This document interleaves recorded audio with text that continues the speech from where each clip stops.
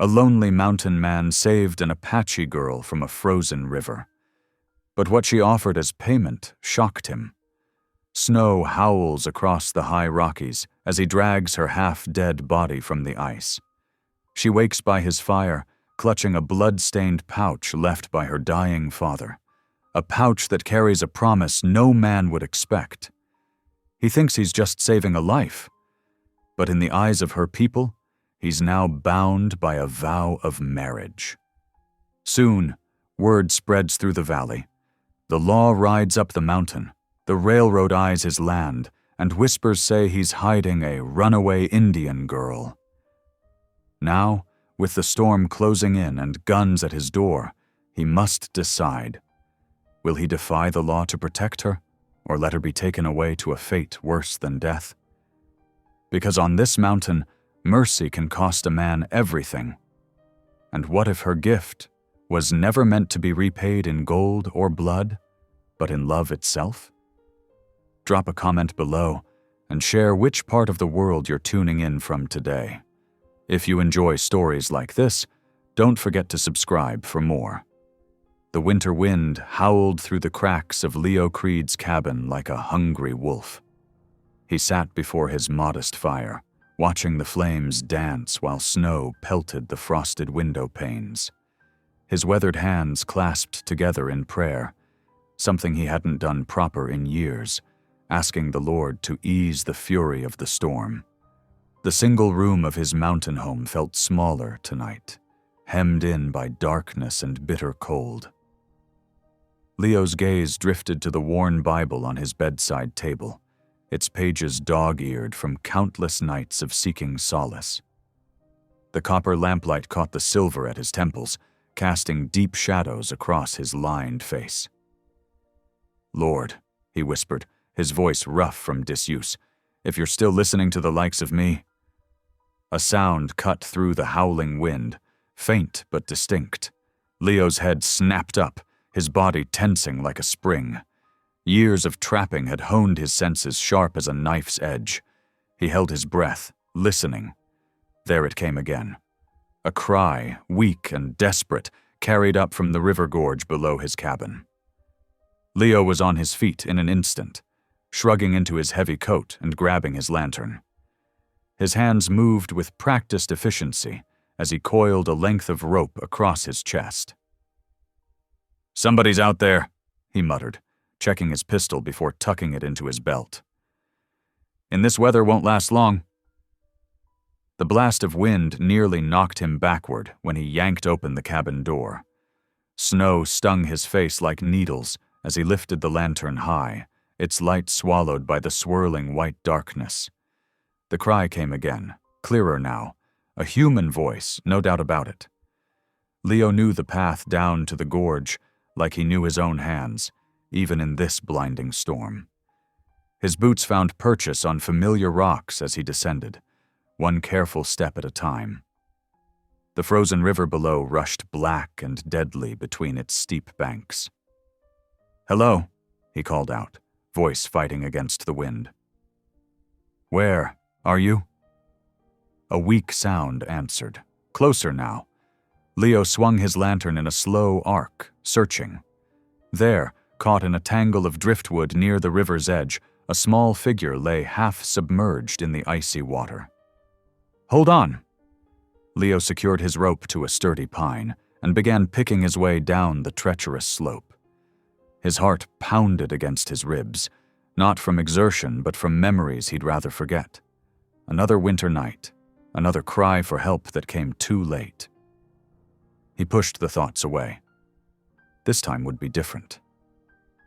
The figure was small, a child, he realized as he drew closer. An Indian girl, no more than 12 or 13, her long black hair frozen in wet ropes around her face. Nearby, partially submerged in the river, lay the body of a horse, its dark coat slick with ice. "I've got you, little one," Leo murmured, though he wasn't sure she could hear him. Her eyes were closed, skin pale as the snow itself. Working quickly, he untangled her from the driftwood, checking for broken bones as best he could in the darkness. Finding none immediately apparent, he gathered her into his arms. She was light, too light, and cold as death itself. But when he pressed his fingers to her neck, he found a pulse, thready but there. "Stay with me now," he urged, cradling her close as he began the arduous climb back up to his cabin. The wind fought him every step, trying to tear them both back down into the gorge. Leo's muscles burned, but he pressed on, one foot after another, letting his memory of the path guide him when the snow blocked his vision. The warm light of his cabin had never looked so welcoming.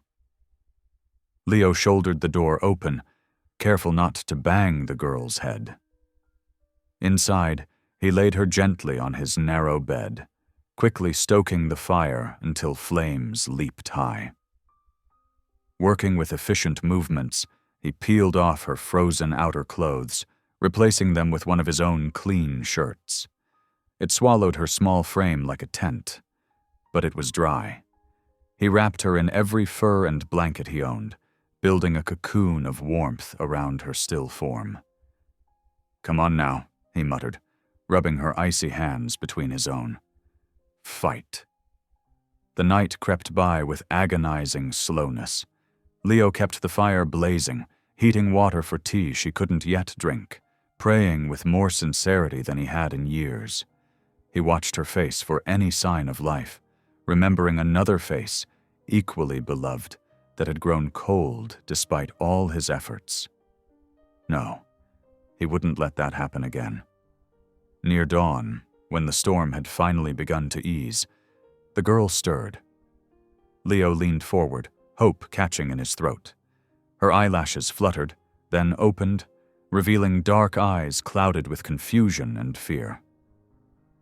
"You're safe," he said softly, trying to keep his voice gentle.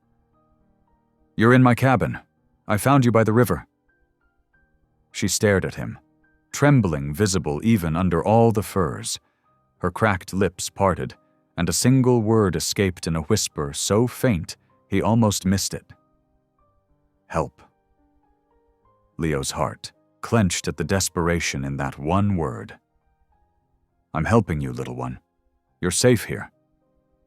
But something in her eyes told him she wasn't asking for herself. There was more to her story. More danger, perhaps. But for now she was too weak to tell it. "Rest," he said, tucking the furs more securely around her. "We'll talk when you're stronger." She fought to keep her eyes open, but exhaustion won. As she drifted back to sleep, Leo settled into his chair by the fire, watching over her. The sun was rising behind the mountains, painting the snow-covered peaks in shades of pink and gold. He picked up his Bible, letting it fall open to a familiar passage. "The Lord is my shepherd," he read quietly, the words bringing comfort he hadn't felt in years. "I shall not want." Outside, the storm had passed, leaving a world transformed by snow. But inside the cabin, something else was transforming too. A heart long frozen beginning to thaw, like spring coming to the high country. Leo watched the sleeping girl, knowing his solitary life had just changed forever. Whatever trouble had brought her to his door, whatever help she needed, he would give it. The Lord had put her in his path for a reason, and this time, he wouldn't fail. The morning light grew stronger, seeping through the frosted windows. Leo added another log to the fire and began preparing a simple breakfast of cornmeal mush. He had a feeling he'd need his strength for whatever lay ahead. The girl slept on, her breathing stronger now, color slowly returning to her cheeks. Leo found himself studying her face, noting the proud arch of her nose, the delicate curve of her cheekbones. She reminded him painfully of Maria, his wife, in those early days when they'd first met. He pushed the memory aside. This child needed his help in the here and now. The past was the past, and dwelling on it wouldn't help either of them. As he stirred the cooking mush, Leo's mind turned to practical matters. The girl would need proper clothes. His shirt would do for now, but she couldn't wear it forever. There might be some fabric in his trading supplies that could be fashioned into something suitable. Food would need to be considered, too. His stores were adequate for one, but 2 mouths would require more careful planning. But first, she needed to wake properly, to tell him her story. Something had driven her out into that killing storm. Something that had her so desperate she'd risked crossing the river in winter. Whatever it was, Leo had a feeling it wouldn't stay behind in the gorge with her dead horse. He touched the pistol at his belt, checking it was clear in its holster. Years of living alone in the mountains had taught him to be prepared for anything. If trouble was coming, he'd be ready. For now, though, his task was simpler: keep the fire burning, the girl warm, and watch over her until she was strong enough to speak. Leo settled back in his chair, Bible in his lap, and waited for her to wake again. The morning light grew stronger, revealing the girl's face more clearly. Despite the lingering pallor of cold, there was strength there, determination in the set of her jaw. Whatever her story was, Leo had a feeling it would be worth hearing. He just hoped they'd have time enough for her to tell it. The gray light of dawn crept through the frosted window panes, painting pale shapes across the cabin's rough-hewn floor. Leo had kept vigil through the remaining hours of night, watching the girl's chest rise and fall beneath the pile of furs.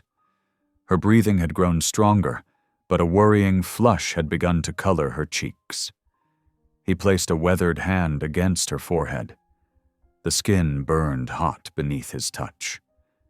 Fever had set in, fighting against the deadly cold that had nearly claimed her life. "Need to tend those hands," he muttered to himself, rising stiffly from his chair. The night's vigilance had left his joints aching, reminding him he wasn't as young as he used to be.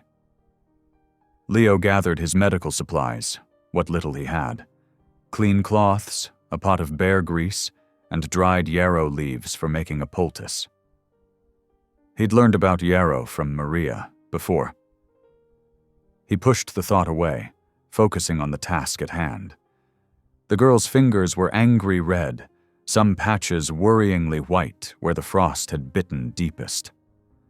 Leo worked as gently as he could, cleaning each finger with warm water before applying the medicine. Even in her fevered sleep, she whimpered at his touch. "I know it hurts, little one," he soothed, his gruff voice softening. "But we've got to save these fingers if we can." Her eyes fluttered open as he wrapped the last cloth around her hand. Dark eyes, intelligent despite the glaze of fever, studied his face. "Water?" she whispered, her voice rough as canyon stones. Leo helped her sit up, supporting her back while he held a tin cup to her cracked lips. She drank slowly, carefully, showing sense even in her weakened state. "Thank you," she managed, the English words careful and clear despite her condition. "I am Ivy." "Leo Creed," he replied, settling her back against the pillows. "You're safe here, Ivy, but you're running quite a fever. Need to rest and let the medicines work." She shook her head, dark hair tangling against the pillow. "Must tell. Riders coming. Bad men." Her words came faster now, more urgent. "Father and I, crossing mountains. They found us. Wanted bounty." Leo's jaw tightened. He knew about bounty riders, men who made their living hunting Indians, claimed they were after renegades but didn't much care who they caught. "Your father?" Tears welled in Ivy's eyes. "He fought them. Told me run. I heard the shots." She closed her eyes, tears sliding down her fever-flushed cheeks. "He is with the ancestors now." The familiar weight of grief settled in Leo's chest. Another good man lost to senseless violence, another child left alone in the world. "I'm powerful sorry, Ivy." She opened, her eyes again, struggling to focus on his face. "Father said, find high country, find good person." Her hand fumbled beneath the furs, pulling out a small leather pouch that had somehow stayed with her through the river crossing. "Give this payment." "Now don't you worry about payment," Leo started to say, but she pressed the pouch into his hand with surprising strength. "Must take," she insisted. "Is right way. Father's last words." Her voice trailed off as her eyes grew unfocused. So cold. The river, horses screaming. Leo caught her as she slumped forward, easing her back onto the pillows. The fever had taken her into delirium, her head tossing restlessly as she mumbled words in Apache that he couldn't understand. The leather pouch sat heavy in his hand. He set it aside unopened. Whatever payment her father had intended could wait. Right now, Ivy needed help that medicine alone might not provide. Leo sank to his knees beside the bed, clasping his calloused hands together. How long had it been since he'd properly prayed? Since Maria's death, his conversations with God had been angry things, muttered in darkness, but now— "Lord," he began, his voice rough with emotion, "I ain't been much for talking to you lately. Reckon I've been too busy being mad, but this child needs your help more than I need my pride." The words came easier then, flowing like spring thaw after a hard winter. "Please, Lord, spare her life. She's lost enough already. Give me the wisdom to help her, the strength to protect her." He paused, adding quietly, "And if you've got any extra mercy to spare, maybe help me figure out what I'm supposed to do next." Ivy's breathing had grown more labored, her skin radiating heat like banked coals. Leo soaked a cloth in cool water, laying it across her forehead. "Hold on, child," he murmured. "Just hold on." He settled back into his chair, watching her fight her inner battle. The morning light strengthened, revealing the stark beauty of the mountain world outside his window. Fresh snow blanketed everything, pristine and peaceful, hiding whatever tracks the bounty riders might have left. They'd come looking, he knew. Men like that didn't give up easy, especially if there was money involved.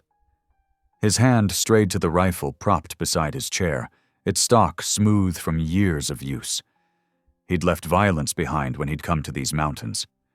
But if those riders found this cabin— Ivy cried out in her delirium, words in Apache tumbling from her lips. Leo picked up the cool cloth that had slipped from her forehead, wringing it out in fresh water before replacing it. "Shh," he soothed, remembering how Maria used to hum when she was tending the sick. He couldn't carry a tune in a bucket, but he could talk.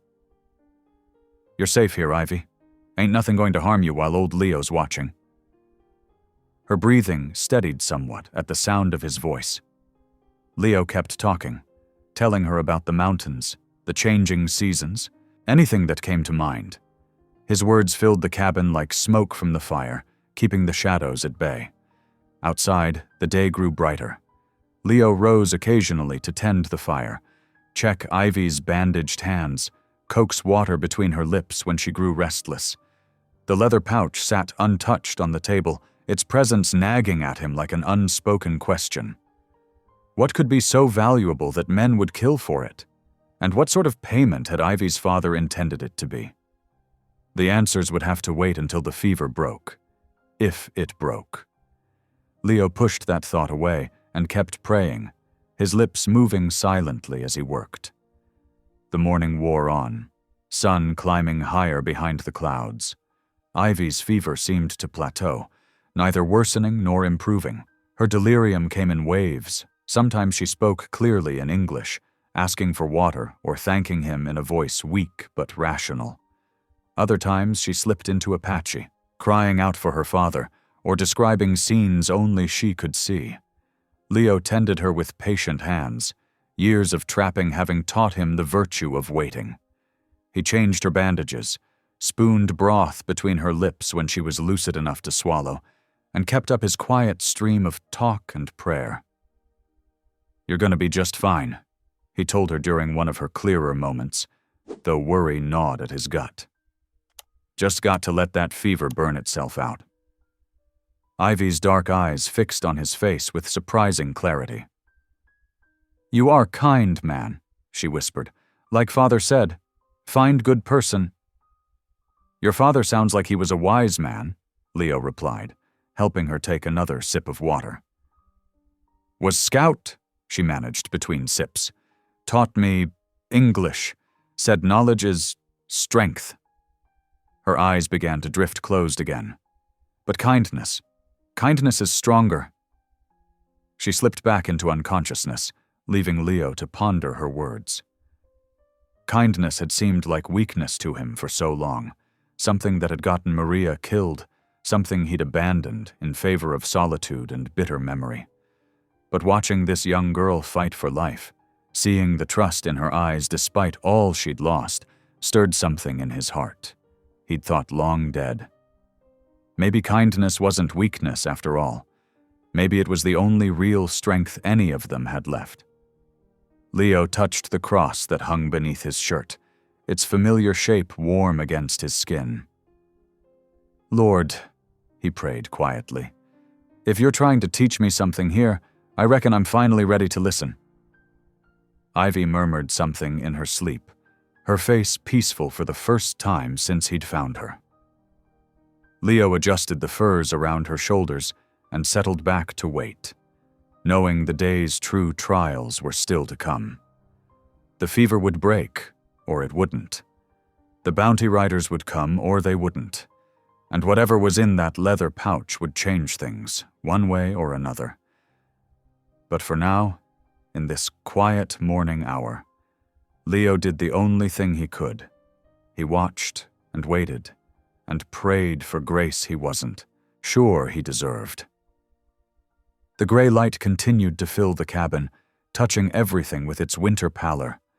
The rough walls, the simple furnishings, the sleeping girl, and the man keeping vigil beside her. Outside, snow began to fall again, soft and steady, covering the tracks of yesterday's storms. As evening settled over the mountains, Leo stirred more logs into the dying fire. The cabin's single room filled with dancing shadows as he lit the oil lamp, its warm glow a comfort against the growing darkness outside. Ivy's fever had finally broken an hour ago, leaving her in deep, healing sleep. The leather pouch called to him from the table where it had sat untouched all day. With Ivy stable, he could no longer ignore its presence or the weight of responsibility it carried. Leo pulled his chair closer to the lamp, the wooden legs scraping softly across the plank floor. His weathered hands hesitated over the simple tie that held the pouch closed. Something about it felt final, like opening a door that couldn't be shut again.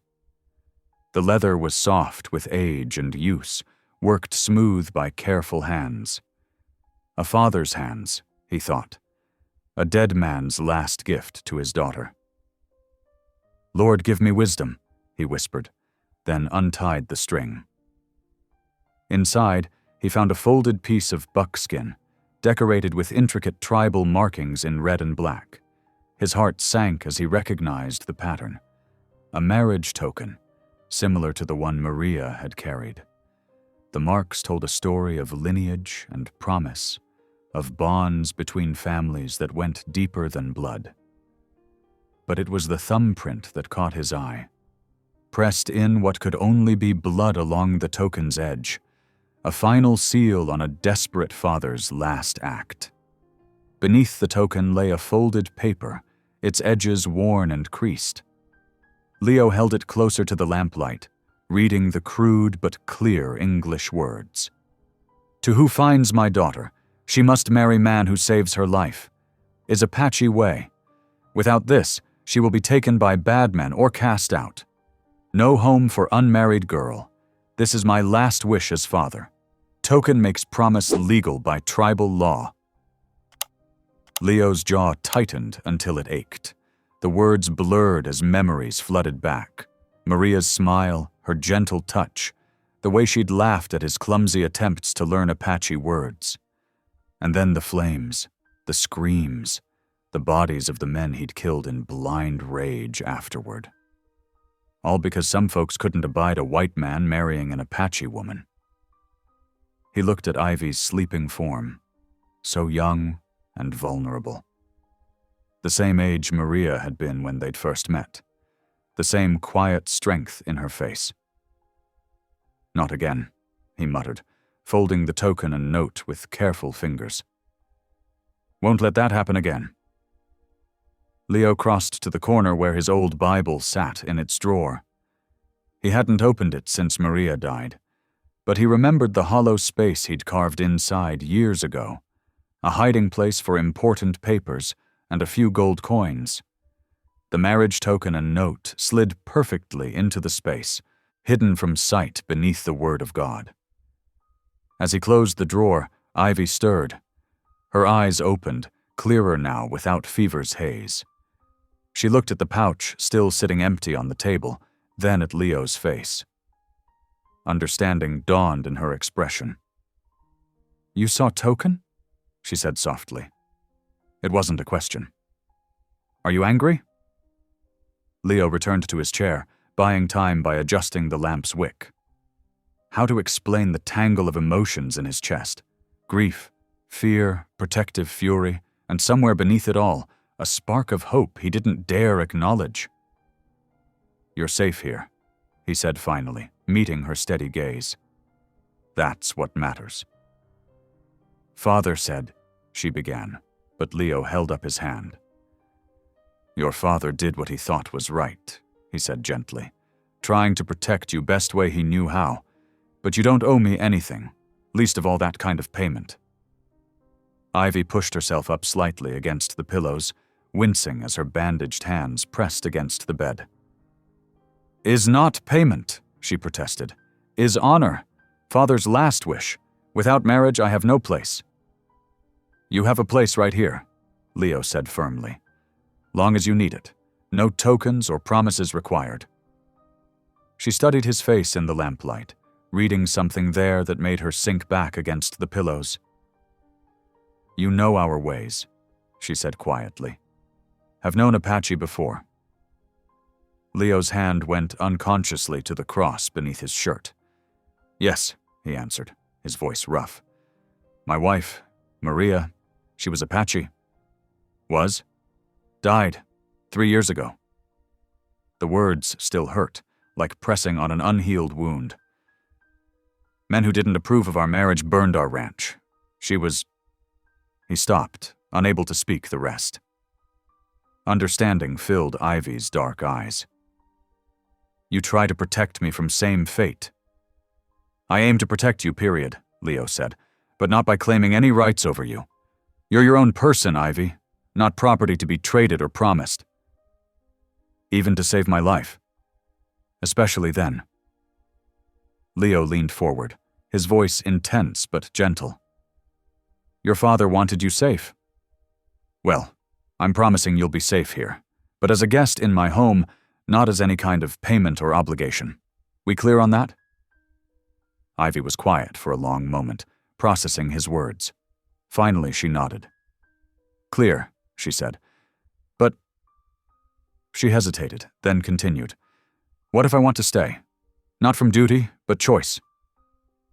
"Then that's different," Leo said carefully. "But it's a choice you can make later, when you're well and thinking clear. For now, just focus on healing."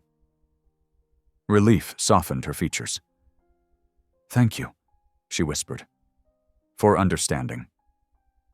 "Get some rest now," Leo said, adjusting the furs around her shoulders. "Morning comes early in these mountains." Ivy's eyes were already closing, exhaustion pulling her back toward sleep. "You are good man," she murmured, "like father said to find." Leo waited until her breathing settled into the rhythm of deep sleep before he spoke again. "Your father was trying to do right by you," he said softly. "And so am I, even if it's not the way he planned." He settled back in his chair for another night's vigil, lamp burning low beside him. The Bible drawer seemed to weigh heavy in the corner, its hidden contents a reminder of promises made and broken, of love lost and found, of the strange ways God worked in all their lives. Outside, an owl called into the darkness. Leo listened to its lonely cry and thought about choices, the ones forced upon them by circumstance and the ones they made freely from their hearts. He'd chosen Maria, and she him, not from duty or desperation but from love. If there was ever to be anything between him and Ivy, it would have to grow the same way. Freely given, freely chosen. The lamp flickered, casting warm light on Ivy's peaceful face. Leo watched over her, guardian rather than owner, protector rather than possessor. It wasn't the protection her father had tried to arrange, but maybe it was the kind she needed most, the freedom to heal, to grow strong, to choose her own path when the time was right. For now, that would have to be enough. The mountain winter wrapped its icy fingers around Leo's cabin, sealing them in with walls of white.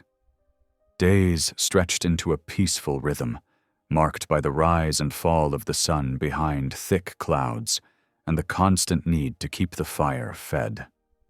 Leo watched from his workbench as Ivy hobbled around the cabin's single room, her movements growing stronger each day. Her frostbitten hands were healing, though the skin remained tender and pink. She'd insisted on learning to do things for herself, starting with the simplest tasks. "Like this?" she asked, carefully adjusting the oil lamp's wick. Her fingers moved with deliberate precision, turning the small brass knob until the flame rose steady and bright. "Just right," Leo nodded, returning to his trap repairs. "Not too high or it'll smoke, not too low or it'll sputter out." "Like life," Ivy said softly. "Must find balance." Leo's hands stilled on the steel springs. These moments of quiet wisdom reminded him of Maria, how she'd seen meaning in everything from bird flights to the way steam rose from morning coffee. He pushed the memory away, focusing on the worn metal in his hands. Ivy moved to the cook stove, where a pot of beans simmered. She'd learned to manage the heavy cast iron lid, though Leo still carried the water buckets and split the wood. Her determination to contribute brought life to the cabin that had been missing for too long. "Smells good," Leo commented, testing a trap's mechanism. The snap echoed sharply in the quiet room. "Added sage," Ivy replied. "Found dried bunch in your stores. Is good medicine for winter cough." Leo remembered Maria hanging bundles of sage from the cabin's rafters, teaching him their uses. The memory didn't sting as sharply as it once had. "Your people know a lot about healing plants." "Yes. Father taught me many medicines, said knowledge is gift to be shared." She stirred the beans thoughtfully. "Like you share your home with stranger." "You're not a stranger anymore," Leo said, more gruffly than he intended. It was true. In just these few days, Ivy's presence had become as natural as breathing. Outside, the wind howled through the pines, rattling the cabin's shutters. Leo rose to add another log to the fire, his shadow dancing large against the walls. Ivy watched him move about the cabin, her dark eyes taking in everything but revealing little. As evening settled in, they shared a simple meal of beans and cornbread. Leo had taught her to work with the coarse ground meal, and she'd taken to it quickly, adding her own touches that made the humble bread something special. "Good," he said, sopping up the last of the bean liquid with a piece of cornbread. Ivy smiled, pleased. "Tomorrow I try biscuits, maybe, if hands are strong enough for kneading." "No rush," Leo cautioned. "Healing takes time." They fell into comfortable silence, broken only by the pop and crackle of the fire. Leo felt Ivy's gaze drift to the far wall, where it had often wandered these past days. He knew what held her attention. the faded photograph in its simple wooden frame. The question, when it finally came, was gentle as falling snow. "Who is she? Woman in picture?" Leo's chest tightened, but not as painfully as before. Maybe it was time to speak of Maria, to let her memory breathe in the open air, instead of keeping it locked away like a precious, painful thing. "That's Maria," he said softly. "My wife. She was Apache, too." Ivy's eyes widened slightly at this revelation, though something in her expression suggested she'd already guessed. She was beautiful. Yes, she was. Leo's voice grew distant with memory. Inside and out. Taught me more about life and love than any preacher ever did. "What happened?" Ivy asked, then quickly added, "If you wish to tell." Leo stared into the fire, seeing other flames from long ago. "We had a small ranch down in the valley. Some folks, they couldn't abide a white man married to an Apache woman. One night they came—" He stopped, the words sticking in his throat. Ivy waited, patient as the mountains themselves. "They burned everything," he finally continued. We were going to have a child." His hands clenched on the table. "I was in town getting supplies. By the time I got back—" "I am sorry," Ivy whispered. "Such evil breaks many hearts." "Been up here ever since," Leo said, his voice rough. "Seemed easier than facing people, than trusting again." "But you trusted me," Ivy observed quietly. "Brought stranger into your home." "Couldn't leave you to freeze," Leo said. "Wouldn't have been right." "Some would have," Ivy said. "Father said world has both good and bad hearts. Must learn to see difference." She touched her chest gently. "Feel difference here." Leo nodded, understanding. "Your father sounds like a wise man." He was. Ivy's eyes grew distant with her own memories. Taught me English, taught me to survive. Said knowledge builds bridges between peoples. Her voice caught slightly. Said someday I find good man, make new family. He wanted to protect you, Leo said gently. That's why he left the token. Yes. Ivy's fingers traced patterns on the wooden table. But you protect without token, without claiming ownership. This is different kind of honor. Their eyes met across the table, and something deeper than words passed between them. An understanding born of shared loss, of wounds slowly healing in the presence of another wounded soul. The fire popped, sending sparks up the chimney. Leo rose to bank it for the night, his movements deliberate and careful. Ivy gathered their bowls, washing them in the basin with sure, steady hands that no longer shook with cold or weakness. They worked in companionable silence, each in their own space, yet aware of the other's presence. The cabin felt different now. No longer a hermit's refuge, but something warmer, more alive. Not quite a home yet, but no longer just shelter from the storm. Later, as Ivy settled onto her pallet near the fire, and Leo sat in his chair with a book, she spoke again. Thank you for telling me about Maria, for trusting me with her memory. Leo looked up from his unopened Bible, studying Ivy's face in the lamplight. She'd brought youth and hope back into his life, not by trying to replace what he'd lost, but by being herself, strong, gentle, and unafraid of hard truths. Thank you for listening, he said simply. Ivy smiled, then closed her eyes. Soon her breathing deepened into sleep's rhythm, peaceful and trusting. Leo watched her for a moment, seeing not a burden or an obligation, but a fellow traveler on life's difficult trail. The photograph on the wall caught the lamplight, Maria's face seeming to soften with approval. Leo touched the cross beneath his shirt, a habit born of years of silent prayers. Lord, he whispered, help me do right by her. Not because of any token or promise, but because it's what you'd have me do. Outside, snow continued to fall, building drifts against the cabin walls.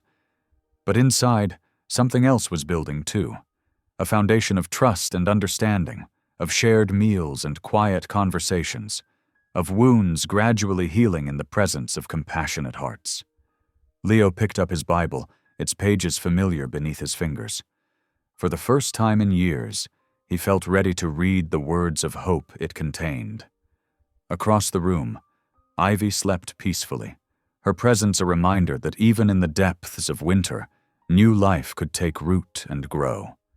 The lamp burned steady and bright, neither too high nor too low, casting its gentle light over them both as the night deepened around the cabin. Tomorrow would bring its own tasks and challenges, but for now, this quiet moment of connection was enough. A week passed like water flowing over river stones. The sky cleared to a sharp mountain blue, and the sun's warmth began to soften the crusted snow. Leo stood in the clearing before his cabin, the rhythmic thunk of his axe echoing through the crisp morning air. Sweat dampened his shirt despite the chill as he split logs for the woodpile. Ivy had grown stronger with each passing day. This morning, she stood in the cabin doorway, wrapped in one of Leo's old wool blankets, watching him work. She'd taken to keeping the cabin tidy, making it more of a home than it had been in years. The smell of fresh cornbread wafted from inside, making Leo's stomach rumble. The crack of a branch caught his attention. Leo's hand moved instinctively to the rifle propped against a nearby stump, but he relaxed when he heard the familiar jingle of pack animal bells. A moment later, Caleb Dorn's mule train appeared through the trees, the trader himself riding at the head on his bay mare. "Morning, Creed," Caleb called out, raising his hand in greeting. He was a lanky man in his 30s, wearing a dusty trail coat and a wide-brimmed hat. His face bore the perpetual half-smile of someone always looking for an opportunity. "Thought I might find you up here?" Leo planted his axe in the chopping block and nodded. "Dorn. Bit early in the season for trading." "Weather's breaking." Caleb dismounted, his boots crunching in the snow. "Thought I'd get a head start on my rounds. Miners will be coming back soon, need their supplies." His eyes shifted to the cabin door, where Ivy still stood. His eyebrows rose. "Well now, didn't expect to find company up here with the hermit." Leo stepped between Caleb and his view of the cabin. "What have you got to trade?" "Oh, the usual," Caleb said, still trying to peer around Leo. "Coffee, sugar, ammunition, but I'm more interested in what you've got here. An Indian girl? That's quite a story waiting to be told." "No story," Leo said firmly. "Just helping someone in need." Caleb's smile widened. "Come now, Creed. You know how folks love news from the high country, especially about the mysterious mountain man and his—" "She's under my protection," Leo cut him off, his voice low and hard as iron. "And that's all anyone needs to know." Ivy had disappeared inside the cabin, but Leo could feel her presence just beyond the door, listening. Caleb raised his hands in a placating gesture. "No offense meant," he said, "just making conversation. Now, about that trading." They conducted their business in the yard, Leo trading furs and jerky for coffee, salt, and other necessities. All the while, Caleb's eyes kept drifting to the cabin, his mind clearly spinning tales to share at his next stop. As the trader repacked his mules, Leo stepped close. "Dorn, I'm asking you straight. Keep quiet about the girl." Caleb shrugged, adjusting a leather strap. "News travels faster than a mountain thaw, Creed. People talk. It's just the way of things." He swung onto his horse. "Besides, ain't nothing wrong with helping someone, is there?" "Some folks might see it different," Leo said. "You know that." "Well, I reckon that's their problem, ain't it?" Caleb touched the brim of his hat. "Much obliged for the trade. See you next time around." Leo watched the trader disappear down the trail. the sound of his mule bells fading into the morning. Something cold settled in his gut, and it wasn't from the mountain air. He'd lived up here long enough to know how quickly word could spread, how suspicion could poison minds already bent toward hatred. Inside the cabin, Ivy stood at the rough-hewn table, slicing the fresh cornbread. Her movements were precise, controlled, but Leo saw the tension in her shoulders. "He will tell others," she said quietly. It wasn't a question. "Likely so." Leo hung his coat by the door. "Caleb's not mean-spirited, just careless with his words." Ivy nodded, setting out 2 plates. "Father said secrets are like smoke. They always find a way out." She paused, her hand resting on the table. "Perhaps I should go. Bring no trouble to your door." "No," Leo said, more sharply than he intended. He softened his voice. "You're not bringing trouble. Trouble comes whether we ask for it or not. Question is how we face it." "Together?" Ivy asked, looking up at him. "Together," Leo confirmed. "Now let's eat while that cornbread's hot." They shared their meal, but the easy comfort of the past week felt strained. Leo found himself glancing more often at the window, scanning the valley below for movement. The afternoon passed quietly enough. Leo mended traps while Ivy worked on a pair of worn moccasins. But the sense of being watched grew stronger as shadows lengthened across the snow. That evening, as the sun painted the western peaks in shades of fire, Leo stood on his small porch. The valley stretched below, dark pines marching down to the river. Somewhere out there, Caleb's loose tongue would be wagging in a mining camp or trading post, spreading word of the hermit and the Indian girl. How long before that news reached unfriendly ears? Behind him, through the cabin window, he heard Ivy's voice rising in soft song. The words were Apache, flowing like water over stones, carrying a weight of memory and loss. He recognized it as a prayer. He'd heard Maria sing similar songs in the evenings. Leo went inside, moving quietly. Ivy knelt by the fire, her eyes closed, hands open on her knees. The flames cast shifting patterns across her face as she sang to her father's spirit. Leo stood respectfully silent until the last notes faded into the crackling of the fire. "That was beautiful," he said softly. Ivy opened her eyes, unashamed of the tears that gleamed there. "Father always said prayers carry on wind to spirits. Maybe he hears, knows I am safe." "I'm sure he does." Leo settled into his chair, picking up his worn Bible. "We all need something to believe in up here in the high places." "You believe in your book," Ivy said, nodding at the Bible. "Try to." Leo ran his fingers over the leather cover. "Sometimes it's hard to see God's purpose in things, but I keep reading, keep hoping to understand. Father said Creator speaks in many ways, through wind in trees, through kind hearts, through sacred words." Ivy rose gracefully, moving to tend the fire. "Maybe all paths lead to same truth." Leo watched her, marveling at her wisdom. Here was a girl who'd lost everything yet still found room in her heart for hope and understanding. He thought of Caleb's careless words spreading through the valleys, of the hatred that had taken Maria, of the fear that lived in men's hearts. "Whatever comes," he said, "you have a place here, a home if you want it." Ivy looked at him, her face serious in the firelight. "Even when trouble comes?" "Especially then." Leo's voice was firm. "Sometimes standing our ground is the only right choice." She nodded, understanding what wasn't said, that they were both broken pieces that somehow fit together, making something stronger than either alone. The fire popped and settled, sending sparks up the chimney like prayers rising to heaven. Outside, the mountain night deepened. A coyote called from the ridge, its voice lonely and wild. Leo felt the weight of eyes watching from the valley. But here in the cabin's warmth, With Ivy's quiet presence and the memory of her prayer song still hanging in the air, he found himself ready to face whatever morning might bring.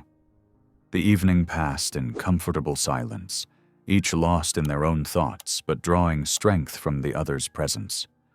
When Ivy finally retired to her pallet by the fire, Leo remained in his chair, Bible open but unread on his lap, keeping watch as the moon climbed over the mountain peaks. Tomorrow would come with its own challenges, but for now, in this moment, there was peace in the cabin, a peace bought with trust and understanding, wrapped in prayer songs and scripture verses, strong enough, perhaps, to weather the storm that Caleb's loose words might bring. Leo looked at Ivy's sleeping form, remembering his promise to protect her, not because of any token or tribal custom, but because it was right. Because sometimes God's purpose became clear not through thunder and lightning, but through the simple act of opening one's door to a stranger in need. The fire burned low, its embers glowing like earthbound stars. Outside, the wind whispered through pine boughs, carrying prayers and secrets, hopes and fears, all mingling in the vast mountain night. The morning dawned clear and bitter cold, frost etching delicate patterns across the cabin's small window panes. Leo had just finished his morning coffee when he heard the distant crunch of hooves on snow. 3 riders emerged from the tree line, their dark shapes stark against the white landscape. His heart sank as he recognized the silver star on the lead rider's chest. U.S. Marshal Briggs sat tall in his saddle, flanked by 2 deputies, their breath frosted in the mountain air as they approached. "Ivy," Leo called softly over his shoulder. "Go to the back room. Stay quiet." She nodded, disappearing silently behind the rough curtain that divided the cabin. Leo stepped onto the porch, his boots creaking on the frozen boards. He kept his hands visible, though his rifle hung within easy reach by the door. "Marshal Briggs," he said evenly. "Long ride from town?" Briggs dismounted with the fluid grace of a career lawman. His weathered face was impassive, but his eyes were sharp beneath the brim of his hat. "Creed, been hearing some interesting tales about your situation up here." "That so?" Leo's voice remained neutral. The 2 deputies stayed mounted, their hands resting casually near their holsters. Young men, Leo noted, but with hard eyes, the kind who shot first and asked questions later. "Word is you're harboring an Apache girl," Briggs said, climbing the porch steps. "Trader named Dorn's been talking about it all over the territory. Ain't against the law to help someone in need." "Depends on the circumstances." Briggs stood eye to eye with Leo now. "We've had reports of Apache raiders crossing the border. Any natives off the reservation need proper papers or family connections, otherwise they're considered fugitives." Leo's jaw tightened. "She's no raider. Found her half frozen in the river gorge during that last storm. Would have died if I hadn't brought her in." "Charitable of you," Briggs said dryly. "But good intentions don't change the law. Unless you can prove kinship or marriage, she'll need to come with us. Reservation's the safest place for her kind." A soft sound came from inside the cabin. Both men turned to see Ivy standing in the doorway, her face composed, but her hands trembling slightly at her sides. "I will go," she said quietly. "I bring no trouble to this house." Leo's chest tightened at the defeat in her voice. He remembered another day, years ago, when Maria had stood just as proudly while facing men who saw her as less than human. He'd failed to protect her then. He wouldn't fail again. "She's my wife," Leo said, the words ringing clear in the cold air. Silence fell over the porch. The deputies exchanged glances while Briggs's eyes narrowed. Ivy stood perfectly still, her face unreadable. "That so?" Briggs drawled. "Funny, hadn't heard about any wedding?" "Happened 2 days ago," Leo said firmly. Private ceremony. Traditional Apache binding, recognized by territorial law since '66. Briggs studied him for a long moment. You understand making false statements to a marshal is a serious offense? Nothing false about it. Leo met his gaze steadily. She's my wife under Apache custom and law. That's all you need to know. The marshal's hand rested on his gun belt as he looked between them. Show me proof. Leo's mind raced to the marriage token hidden in his Bible drawer. Ivy, he said carefully, would you fetch the pouch from my drawer? The one with your father's mark? She disappeared inside, returning moments later with the leather pouch. Her hands were steady now as she handed it to Leo. He withdrew the token, holding it out to Briggs. The marshal examined the marked leather, noting the bloodied thumbprint. This her father's mark? It is, Ivy said softly. His last gift before death. Briggs grunted, handing the token back. Convenient timing, all of this. Nothing convenient about losing your kin, Leo said, or finding someone worth protecting. The words hung in the air between them. Briggs's face remained hard, but something flickered in his eyes. Recognition, perhaps, or old regret. Law's still the law, he said finally. Marriage or not, I'll need to file a report. Expect more visits to verify your situation. Do what you need to, Leo replied. We'll be here. Briggs nodded curtly and descended the steps. The deputies wheeled their horses as he mounted up. Word of advice, Creed, the marshal called back. Keep to yourself up here. Some folks won't take kindly to your choice of bride. Again. The threat was clear in his voice. Leo watched them ride away, their figures growing smaller against the snow until they disappeared into the trees. Only then did he let out the breath he'd been holding. Ivy stood beside him, her shoulder barely touching his arm. You should not have done that, she whispered. Now you are bound by law. Leo turned to face her. I'm bound by something stronger than law, made a promise to protect you, and I aim to keep it. But marriage token, it was meant as payment, not chains. Her eyes searched his face. I would not trap you. Nobody's trapped, Leo said gently. What's done is done. We'll face whatever comes together. She nodded slowly, understanding passing between them like a current. This wasn't love, not yet, but it was something just as precious. Trust, freely given and accepted. They went inside, closing the door against the cold. Leo built up the fire while Ivy started preparing their midday meal, each moving in the familiar rhythm they'd developed over the past days. But something had shifted, become more solid, like ice crystallizing in the heart of winter. They will come back, Ivy said, as she kneaded dough for bread. Likely so. Leo cleaned his rifle, though he hoped he wouldn't need it. Briggs is a hard man, but he follows the letter of the law.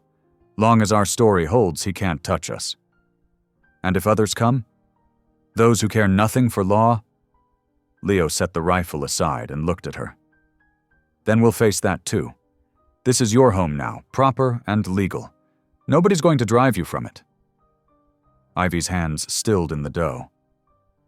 Home, she repeated softly, as if tasting the word. I had forgotten what that feels like. We both had, Leo admitted. He rose and went to the window, scanning the valley below.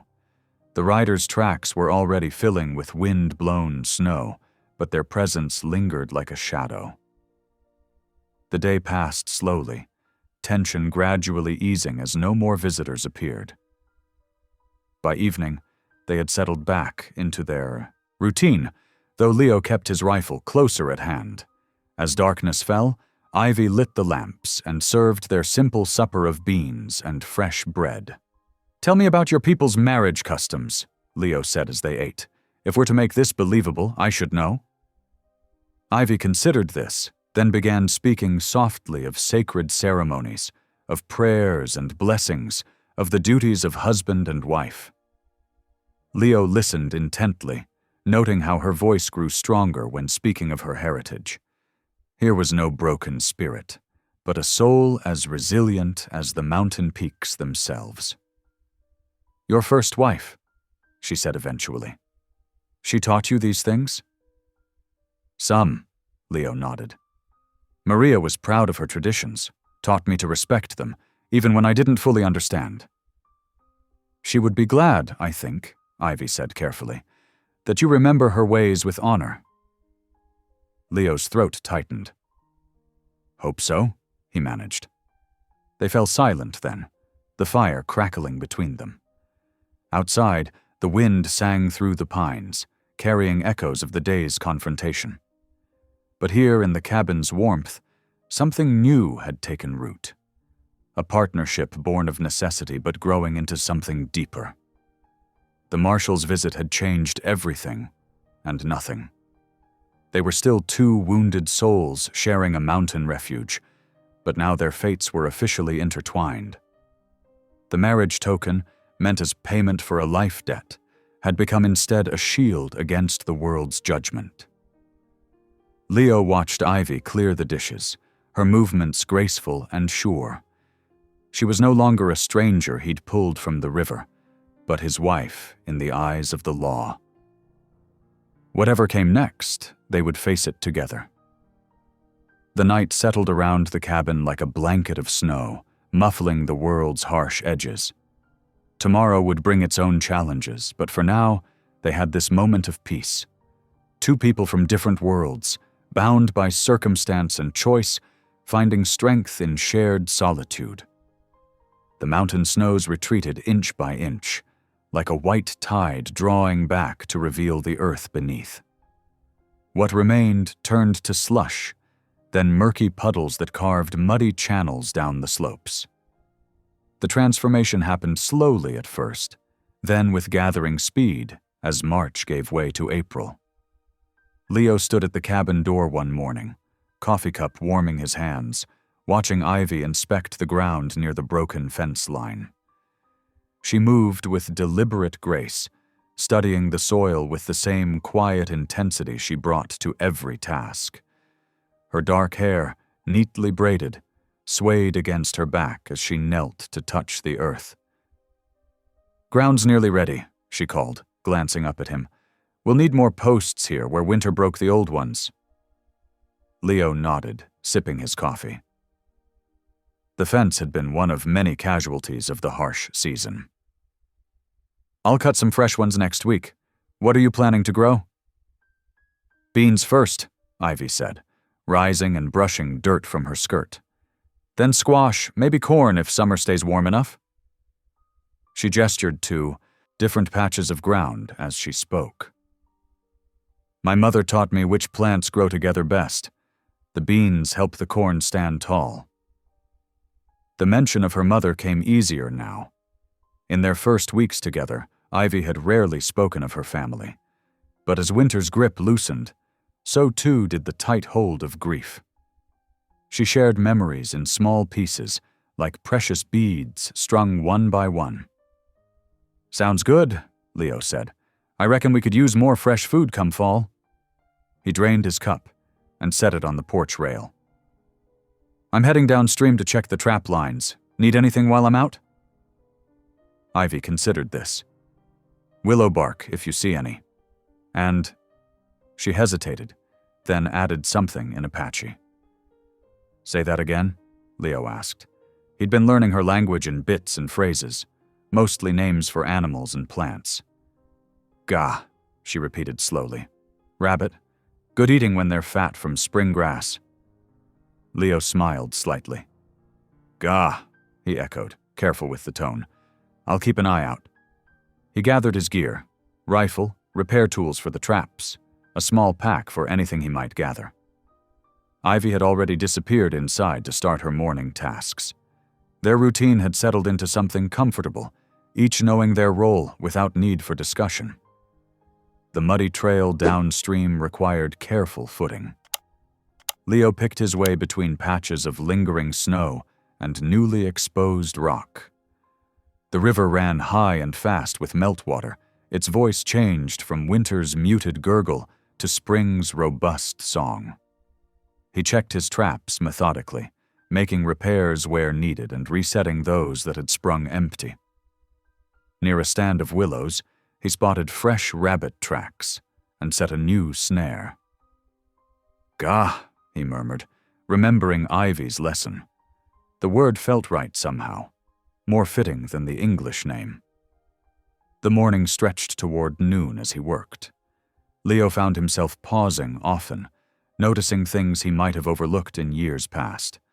The first green shoots pushing through dead leaves, woodpeckers testing newly thawed bark, a hawk riding thermals high above. The mountain was awakening, and something in his own spirit stirred in response. When he returned to the cabin, arms full of willow bark and 2 plump rabbits, he found Ivy had been equally busy. She'd cleared a patch of ground near the broken fence and marked it with stones.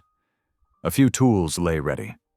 A hoe he'd forgotten he owned, a spade with a worn handle, some twine for marking rows. "Found your gah," he said, holding up the rabbits. The Apache word came naturally now. Ivy's eyes crinkled with pleasure, both at the rabbits and his use of her language. "Good hunting," she replied. "I will show you how to prepare them my people's way." They worked together to skin and clean the rabbits, Ivy demonstrating how to save certain parts his English ways would have discarded. "Everything has purpose," she explained. "Even the small bones can become needles if you are patient." As she worked, she named each part in Apache, waiting for Leo to repeat the words. Some sounds still caught in his throat, drawing quiet laughter from her, but he improved with practice. The language lesson continued through the afternoon, as they prepared the meat for smoking. "What do you call that?" Leo asked, pointing to a red-tailed hawk circling overhead. "Talonji," Ivy replied. "They are messengers sometimes, bringing news from the spirits." Leo considered this. "What news does that one bring?" Ivy watched the hawk for a long moment. "Good news, I think. See how it rides the warm air? Spring comes fully now. Time for growing things." They spent the rest of the day preparing the garden plot. Leo pulled old fence posts while Ivy turned the soil, showing him how deep to dig for different plants. She spoke of companion planting, the ancient wisdom of which crops helped others grow stronger. "Like people," she said thoughtfully, pressing a bean seed into the earth. "Some grow better together than alone." Leo paused in his work, struck by the simple truth of her words. The hollow ache of solitude that had been his constant companion for so many years felt distant now, like the memory of winter's cold on a warm spring day. That evening, after a meal of fresh rabbit stew, Leo took out his Bible as had become their custom. The leather was worn smooth by years of handling, the pages marked with dried flowers and snippets of paper. He opened to the Psalms, where he'd been reading lately. Ivy sat in her usual spot by the fire, eyes closed but clearly listening as he read. The words filled the cabin like music. "He healeth the broken in heart, and bindeth up their wounds. He telleth the number of the stars. He calleth them all by their names." Leo's voice grew stronger as he continued, no longer simply reading, but praying the ancient words. This too had changed without his noticing. When had his prayers stopped being heavy with guilt and begun reaching toward hope instead? The fire crackled softly as he finished reading. Ivy opened her eyes, their darkness reflecting the flames. "Your God's words are like our stories," she said, "full of power and healing." "They are," Leo agreed. "Took me a long time to hear that part, though. Was too busy listening to the harsh words, the judgments." "The spirits speak in many voices," Ivy said. We must learn which ones lead to life." She rose and went to the window, where the first stars were appearing. "My father said the same of your Bible, that it holds both thunder and gentle rain. Better to plant seeds in gentle rain." Leo marked his place with a strand of dried grass and set the Bible aside. "Your father was a wise man." "Yes," Ivy said softly. "He would be glad to see this garden, I think. New life from old ground." They sat in comfortable silence as darkness gathered outside. The cabin that had once felt like a fortress, keeping the world at bay, now seemed more like a sanctuary, a place where healing could take root and grow. Leo watched Ivy sort through, her sewing basket, preparing to mend a torn shirt. Her presence had changed everything without changing anything at all. The cabin was still the same one-room shelter it had always been, but it had somehow become a home again. The evening passed peacefully with small domestic sounds, Ivy's needle pulling thread through fabric, the pop of sap in the fire, wind in the pines outside. Leo found himself thinking of the garden they'd started, of seeds waiting in dark soil for their moment to rise toward the light. When had his own heart begun to thaw like the mountain snow, revealing possibilities he'd thought forever buried? The answer came with surprising clarity. It had started the moment he'd heard those faint cries beneath the storm, when duty and compassion had driven him down into the frozen gorge. Ivy hummed softly as she worked, an Apache melody that seemed to belong in these walls as naturally as the pine smell and wood smoke. Leo recognized it now, a song about spring returns, about the cycle of seasons and the faithfulness of the earth. He found himself hoping the garden would flourish. That summer would indeed stay warm enough for corn to grow tall. Simple hopes, domestic prayers, so different from the desperate pleas for forgiveness that had once filled his nights. The rabbit stew simmered on the back of the stove, its rich scent mingling with the cabin's familiar smells. Tomorrow they would smoke the remaining meat, add more seeds to the freshly turned earth, continue the slow work of rebuilding the fence. Small tasks, but meaningful ones, the kind that knit two lives together, stitch by careful stitch. Outside, an owl called into the gathering dark. Ivy spoke its Apache name without looking up from her sewing. Behedon. Leo repeated the word, tasting its shape. Another piece of her world joining his, like tributary streams flowing into a larger river. The evening deepened into night, peaceful and certain as the turning of the earth. They had found their rhythm, these two people from different worlds, learning to grow together in the mountain's quiet embrace. Leo's wagon creaked down the mountain path, each wheel finding familiar ruts in the thawing ground. Beside him, Ivy sat straight-backed on the wooden seat, her dark hair neatly braided and tucked beneath a faded blue bonnet. She wore her best dress, a simple brown cotton affair that Leo had found in an old trunk, once belonging to his first wife. The morning sun painted the valley in shades of early spring. Fresh grass pushed through patches of lingering snow, and the creek ran high with meltwater. As they descended, Leo could make out the scattered buildings of the small mountain town where he rarely ventured. "Might be some hard looks," he warned quietly. "Townfolk ain't used to, well, to much of anything different." Ivy nodded, her hands folded carefully in her lap. "I understand," she said. "My father taught me about town ways." The wagon rattled past the livery, stable, where old Jake Murphy paused in his work to stare. Leo noticed how Ivy kept her eyes forward, dignity wrapped around her like armor. They weren't the first wagon into town that morning. Several others were already hitched outside the general store, their owners come to trade as spring supplies arrived. As Leo helped Ivy down from the wagon, Whispers drifted across the street like tumbleweeds. A cluster of women outside the millinery shop bent their heads together, words carrying clear in the morning air. "That's the hermit creed," one murmured. "Gone mad up there alone, they say." "Heard he took an Indian girl to wife," another added. "After what happened to his first—" Leo's jaw tightened, but Ivy touched his arm gently. "The wind carries many words," she said in Apache, then switched to English. "Not all need answers." They climbed the wooden steps to the general store's porch, the boards creaking beneath their boots. A bell jingled as Leo pushed open the door. The store's familiar scents wrapped around them: coffee beans, leather, tobacco, and the sharp bite of pickle barrels. Mrs. Clara Wainwright stood behind the counter, her steel-gray hair pulled severely back, wire-rimmed spectacles perched on her nose. She was weighing sugar for Mrs. Peterson, but her hand stilled as Leo and Ivy entered.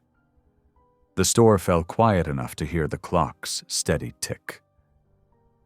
Leo led Ivy to the counter, pulling his supply list from his coat pocket.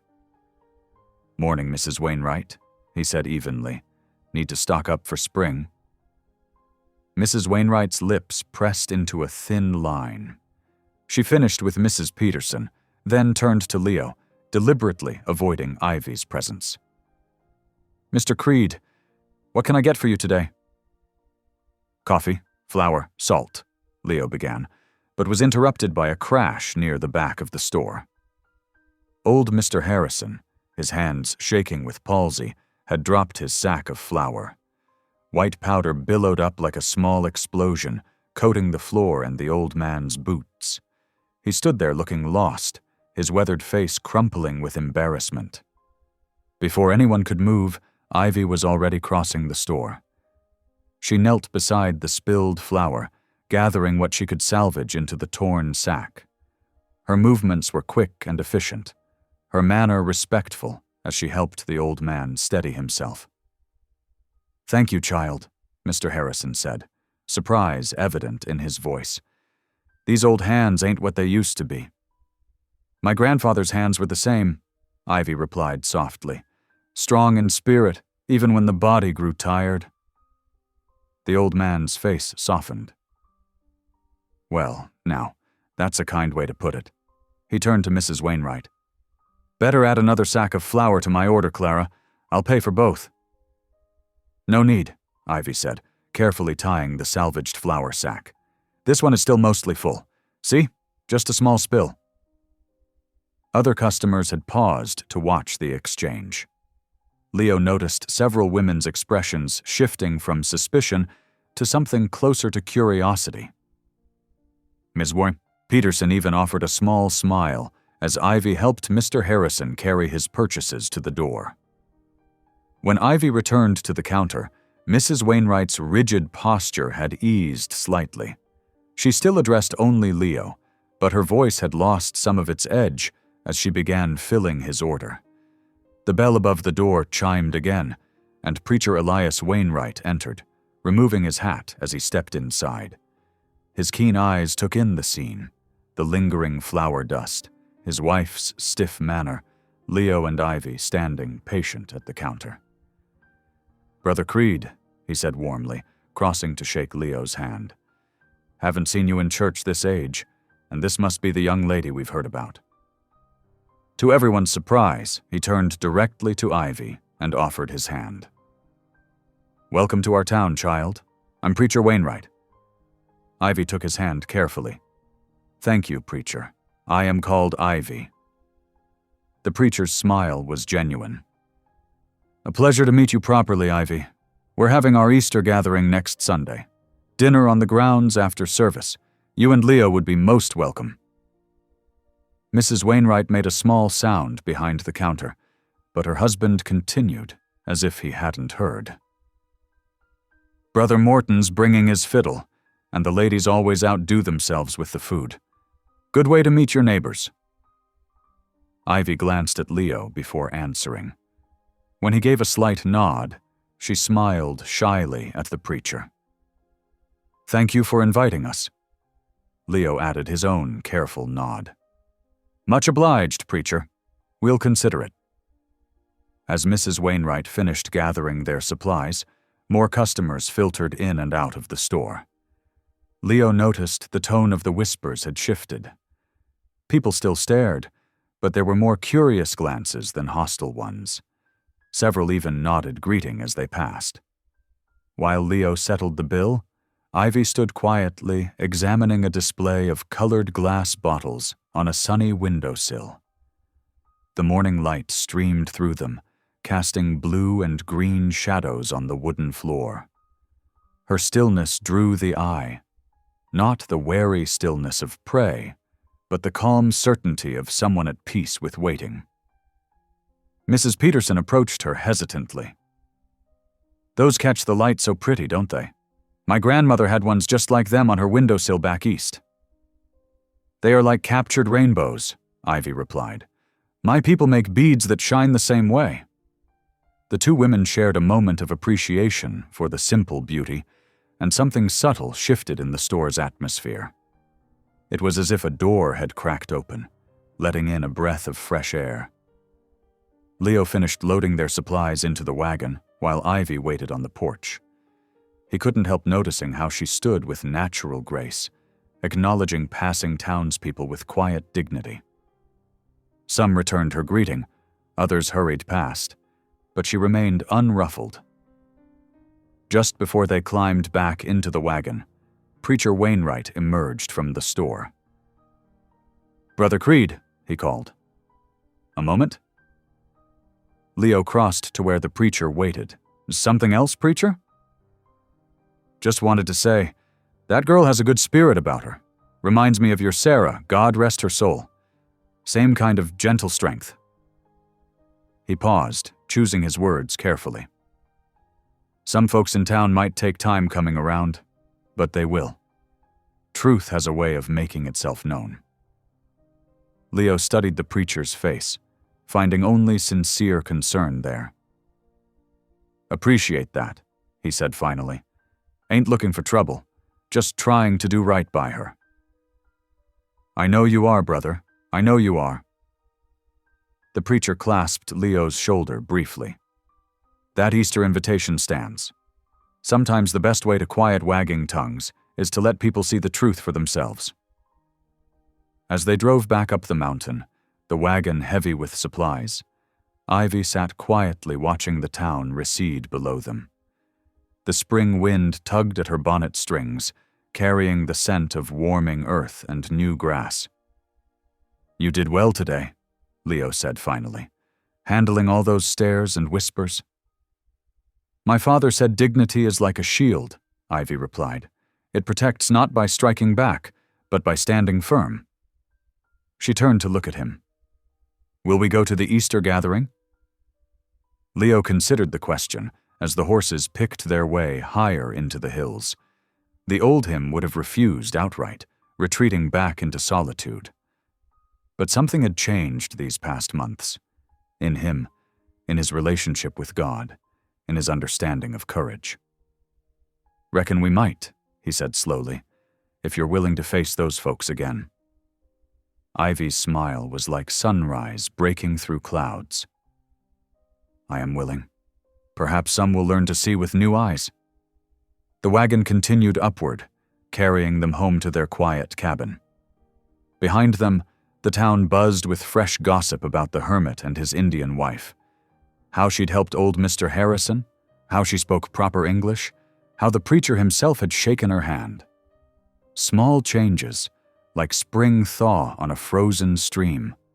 Not dramatic, but persistent, wearing away at old barriers one ripple at a time. The morning sun blessed the little white church with golden light as Leo guided the wagon down the last steep stretch into town. Ivy sat beside him, wearing her best dress, a simple blue cotton affair that Mrs. Peterson had kindly altered to fit her slim frame. Her dark hair was neatly braided and tied with a matching ribbon, though a few strands had escaped to dance in the spring breeze. Leo felt the weight of eyes upon them as they approached. Folks in their Sunday best milled around the church steps, conversations faltering as the wagon drew near. He'd polished his boots and donned his old church coat, which now hung a bit loose on his weathered frame. The familiar discomfort of being watched prickled at his neck. "Ready?" he asked softly as he helped Ivy down from the wagon. She squeezed his hand briefly. "Yes." Her voice was steady, though he felt the slight tremor in her fingers. They climbed the wooden steps together, Leo's hand hovering protectively near her elbow. The crowd parted like water around stones, creating a path that felt both courteous and cautious. A few men nodded greeting. Several women whispered behind their prayer books. Inside, the church glowed with morning light streaming through simple glass windows. Brass crosses on the altar caught the sun, sending bright reflections dancing across whitewashed walls. The wooden pews, worn smooth by generations of worshippers, gleamed with fresh polish. Leo guided Ivy to a pew near the back, where they could see the whole congregation but wouldn't be too conspicuous. As they settled, he noticed Mrs. Wainwright at the pump organ, arranging her sheet music with sharp movements that spoke of disapproval. The bell tolled 9 times, its clear voice rolling down the valley. Preacher Wainwright emerged from the vestry, Bible in hand. His warm smile took in the whole congregation as he mounted the pulpit steps. "Brothers and sisters," he began, "welcome to this glorious Easter morning. We gather to celebrate resurrection, renewal, and the endless mercy of our Lord." His gaze swept the church, lingering briefly on Leo and Ivy. "Today we remember that Christ died for all peoples, that his grace knows no boundaries of nation or tribe." A murmur rippled through the congregation. Leo felt Ivy straighten beside him, her chin lifting slightly. He reached over and covered her hand with his own. The service proceeded with familiar rhythm. Prayers, scripture readings, and hymns accompanied by Mrs. Wainwright's slightly off-key organ playing. Leo found himself remembering other Easter mornings, sitting in this same church with Sarah before everything changed. The memories didn't sting as sharply as they once had. After his sermon, Preacher Wainwright stepped down from the pulpit. "Now, as is our custom, I invite anyone moved by the Spirit to offer a song of praise. Music opens hearts that words alone cannot reach." The congregation shifted expectantly. Usually Miss Henderson would lead them in "The Old Rugged Cross," or Mrs. Peterson would sing "Amazing Grace." But before anyone else could move, Ivy rose quietly to her feet. A collective intake of breath filled the church. Leo started to reach for her, then stopped himself. Her face held that same peaceful dignity he'd seen at the store. Without accompaniment, Ivy began to sing. The melody was hauntingly familiar. "What a friend we have in Jesus," but the words flowed in Apache, soft and clear as mountain water. Her voice carried notes of both joy and sorrow, weaving them together into something achingly beautiful. The congregation sat transfixed.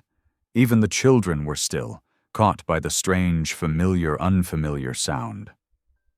Mrs. Wainwright's hands had fallen still on the organ keys. Her expression transformed from rigid disapproval to wonder. Ivy sang 3 verses, her voice growing stronger with each one. The Apache words filled the church with their own kind of poetry. Speaking of friendship with Creator, burdens shared and prayers answered. Though few understood the exact meaning, everyone felt the spirit behind them. As the last note faded into silence, Leo saw tears on several faces. Mrs. Peterson was openly weeping. Mr. Harrison nodded slowly, as if hearing a truth confirmed. But it was Mrs. Wainwright who surprised them all. Silent tears tracked down her cheeks as she stared at Ivy with transformed eyes. Preacher Wainwright broke the spell gently. Amen, he said softly. The Spirit indeed moves in mysterious ways. Let us pray. After the final blessing, people filed out into the bright spring morning where tables had been set up on the grass. The usual separation between churchgoers and the creeds dissolved as several women approached Ivy. That was beautiful, Mrs. Peterson said, clasping Ivy's hands. Would you teach me that sometime? The tune is one of my favorites. I'd be honored, Ivy replied with a shy smile. More townspeople gathered around. Someone asked about the word's meaning. Another wondered if Ivy knew more hymns. The questions were genuine, curious rather than suspicious. Leo found himself surrounded, too, accepting handshakes and backslaps from men who'd previously avoided his gaze. Several called him Brother Creed, with new warmth. Even old Mr. Harrison, who rarely spoke to anyone, stopped to share memories of trading with Apache people in his youth. Your wife brings something special to our community, the old man said, emphasizing the word wife with quiet approval. Reminds me of better days, when folks weren't so quick to judge. The dinner on the grounds turned into a true celebration. Women vied to have Ivy sample their special dishes. Children shyly offered her wild flowers they'd picked. When Mrs. Wainwright approached with a plate of her famous apple pie, the entire gathering seemed to hold its breath. Mrs. Creed, she said formally, holding out the plate. I believe you mentioned enjoying apple desserts at the store last week. I hope you'll try mine. Ivy accepted the peace offering with grace. Thank you, Mrs. Wainwright. I'm honored to share your table. The preacher's wife hesitated, then added more softly, Perhaps you might teach me that hymn sometime as well? It spoke to my heart, though I didn't know the words. Of course, Ivy replied. Music is a gift meant for sharing. As afternoon shadows lengthened, Leo and Ivy bid farewell to their neighbors, for they were neighbors now, not just townspeople who tolerated them. The wagon was loaded with gifts of food and friendship. Mrs. Peterson's preserves, fresh bread from the baker's wife, early spring vegetables from several gardens. The drive home was quiet, both of them full of food and thoughts. The mountain trail seemed less steep somehow, as if the day's events had smoothed its rough places. As they crested the final ridge, their cabin came into view, smoke rising peacefully from the chimney where they'd banked the morning fire. Ivy broke the silence first. Maybe your mountain ain't cursed anymore. Leo glanced at her, seeing how the setting sun gilded her face with gentle light. The bitter memories that had haunted these slopes for so long felt distant, like shadows retreating before dawn. His smile came slowly but true. Reckon you might be right. They sat for a moment longer, watching the evening star appear above the peaks. Peace settled around them like a blessing, as natural as breathing. In the valley below, the church bell tolled the sunset hour, its clear notes rising up to touch the darkening sky. Leo thought about resurrections, not just the Easter story, but the smaller ones that happened every day. How hearts could heal, communities could change, and grace could transform the bleakest wilderness into holy ground. The late May sunshine warmed the cabin's weathered logs as Leo mended a broken chair on the porch. Ivy knelt nearby in her small garden, carefully tending the sprouting vegetables. The peaceful scene shattered at the sound of hoofbeats approaching up the narrow mountain trail. Leo set down his tools and stood, one hand resting near his belt. A stranger rode into view on a sleek bay horse, his fine black coat and polished boots marking him as a city man. The horse's flanks weren't even sweating, suggesting they'd taken their time on the climb. Mr. Creed, the stranger called out, reining his mount to a stop. Name's Hanley, representing the Denver and Rio Grande Western Railroad Company. He dismounted with practiced ease, brushing trail dust from his sleeve. Leo didn't move from the porch. "What brings railroad business up here?" Hanley smiled, all white teeth and calculated charm. "Progress, Mr. Creed. The kind that could make you a wealthy man." He reached into his saddlebag and withdrew a leather portfolio. Ivy had risen from her garden, wiping soil from her hands onto her apron. She stood slightly behind Leo, watching the exchange with wary eyes. "May I?" Hanley gestured to the porch steps. At Leo's curt nod, he spread several maps across the rough-hewn boards. "The railroad's pushing through these mountains. This valley of yours? It's perfect for our needs. Good water source, gentle grade for the tracks." He traced a line with one manicured finger. "We're prepared to offer fair compensation." Leo studied the maps without expression. "Not interested." "Now, Mr. Creed," Hanley's voice held a hint of condescension. "Surely you understand what this means. Regular trains bringing supplies, connecting you to Denver markets. Progress is coming to these mountains whether you welcome it or not." "This land's my home," Leo said firmly. "Not for sale at any price." Hanley straightened, brushing imaginary dust from his coat. His friendly manner cooled noticeably. "Home, you say? Interesting choice of words." He pulled another document from his portfolio. "According to territorial records, no deed was ever filed for this particular parcel. You're squatting on unclaimed land, Mr. Creed." Leo's jaw tightened. "Been here 15 years. Built everything you see with my own hands." "Possession without documentation means nothing in a court of law." Hanley's smile turned predatory. "The railroad has friends in high places, Mr. Creed. Federal marshals take a dim view of squatters interfering with progress." His gaze slid meaningfully to Ivy. "Especially those harboring questionable arrangements." Leo took a step forward, his voice dangerously quiet. "You'd best leave now." "Think about it." Hanley gathered his maps unhurriedly. "I'll be back in a week for your answer. The smart play would be taking our money and finding somewhere more suitable for your situation." He mounted his horse with the same practiced grace, touching the brim of his hat mockingly. "Ma'am," he nodded to Ivy. "Shame about your people's hunting grounds being flooded out down valley. Progress marches on, doesn't it?" They watched in silence as he rode away. Only when the hoofbeats had faded did Leo notice his hands were clenched into fists. Ivy touched his arm gently. "He speaks with a forked tongue, like the others who came before."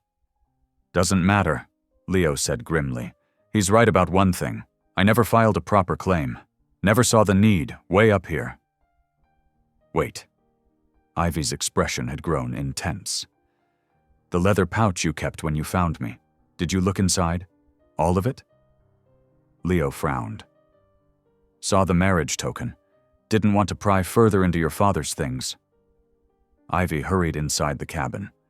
They had given the pouch a place of honor on the shelf beside Leo's Bible. She brought it to the porch, carefully working loose a hidden seam in the leather. "Father said to guard this with my life," she explained, extracting a folded document yellow with age. "He was scout for Blue Coats long ago, when they first mapped these mountains. The general gave him this as payment, a treaty patent for our band to hunt and live in this valley forever." Her fingers trembled slightly as she unfolded the brittle paper. "But then, different bluecoats came, said paper meant nothing, forced us south to reservation." Leo leaned closer, studying the elaborate seal and flowing script. "This is a federal land grant," he said slowly, "signed by the territorial governor himself. Father kept it safe, said someday it might help our people." Ivy's voice caught. "He died trying to bring me home to the mountains of our ancestors. This valley, it is same one railroad man wants to take." Leo sat heavily on the porch step, the document careful in his weathered hands. All these years, He'd thought himself alone on this mountain, when the true claim belonged to Ivy's people all along. The irony of it twisted in his chest like a knife. "What do we do?" Ivy asked softly. Leo studied her face. No longer the frightened girl he'd pulled from the river, but a woman who'd earned the respect of suspicious townspeople through quiet dignity and strength. His wife in name and, increasingly, in his heart. "We fight," he said finally. "Your father's sacrifice, my years of work. This land belongs to both our stories now. That railroad man doesn't get to erase either one." Ivy knelt beside him, her shoulder brushing his. "How? Railroad men have much power." "Maybe." Leo carefully refolded the treaty patent. "But they ain't the only ones with friends in high places.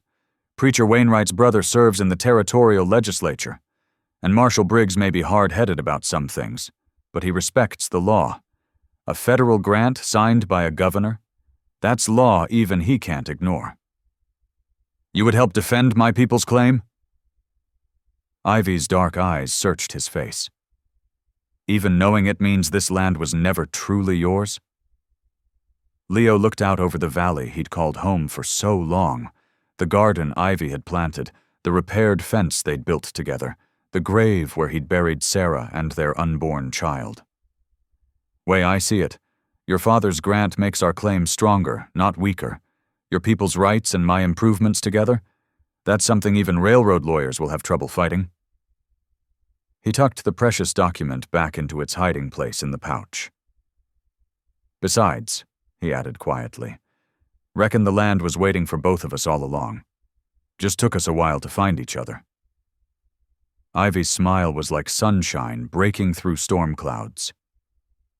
"Then we stand together?" "Together," Leo agreed. "Let Mr. Hanley bring his threats and his lawyers. This mountain's seen worse storms than him." They sat side by side on the porch steps as evening settled over the valley. Somewhere up the slope, a mourning dove called to its mate. The garden Ivy had planted released the day's warmth in a wave of fresh earth scents. Leo felt the familiar peace of this place seeping into his bones. Not just his home now, but their home, blessed by sacrifice and suffering, love and hope. Tomorrow they would ride to town, seek counsel from the preacher, maybe send telegrams to the territorial capital. But for now, they simply sat together, watching the first stars appear above the mountains that had drawn them both home. The April morning dawned clear and cool as Leo saddled his horse for the ride into town. Ivy stood in the doorway of their cabin, her dark eyes concerned. "You sure you don't want me to come?" she asked, smoothing her apron. Leo adjusted the saddlebags containing the precious treaty document. "Better if I handle this part alone. Some folks might take it wrong if they think you're pushing the claim yourself." He touched the brim of his hat. "Besides, somebody needs to keep an eye on that garden of yours." Ivy nodded, though her expression remained troubled. "Be careful. That railroad man, he has angry eyes." "Don't you fret none," Leo said softly. "Got Preacher Wainwright meeting me at the county office. Everything's going to be proper and legal-like." The trail into town wound through stands of aspen just beginning to bud. Leo rode steadily, the leather pouch secure against his chest. The past week had been quiet. Too quiet, maybe. No sign of Hanley or his men since that first visit. Leo didn't trust that silence. The town was stirring to life when he arrived, shopkeepers sweeping porches, the blacksmith's forge already smoking. Several people nodded as he passed. Amazing how a few months could change things, he thought. Time was when folks would cross the street to avoid the hermit from the high country. Preacher Wainwright waited outside the county office, his lined face grave. "Morning, Leo. Got your message about the document." "Much obliged for helping," Leo dismounted, retrieving the pouch. "Figured having a witness of standing wouldn't hurt none." Inside, the county clerk, a thin man named Pearson, cleared space on his desk with obvious reluctance. "You understand this is highly irregular, Mr. Creed. Land claims need proper filing through territorial offices." "This ain't exactly a normal claim." Leo carefully spread out the treaty patent.